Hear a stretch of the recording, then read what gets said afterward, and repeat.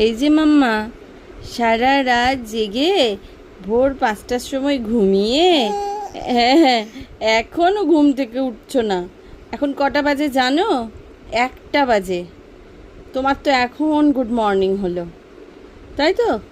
ওলে বাবা, এখনো হয় উঠছে, স্নান করতে হবে না? স্নান করার সময় তো তোমার পার হয়ে গেছে মাম্মা। তুমি 12টার আগে স্নান করে নাও। আজকে কি হবে? দেরি হয়ে গেল তো। চলো, আর ঘুমো করতে হবে না, এখন স্নান করে নেবে, তারপরে ঘুম করবে। হ্যাঁ, ঠিক আছে? জোর করে ঘুম থেকে তোলা হয়েছে পেখমকে, এখন স্নান করানো হবে জোর করে। ঘুম এখনও কাটেনি, সারা রাত নাইট ডিউটি করে ভোর 5টায় ঘুমোলে তো এরকম হবেই, তাই তো?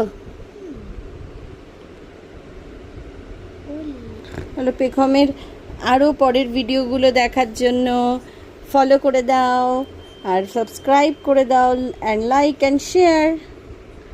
টাটা।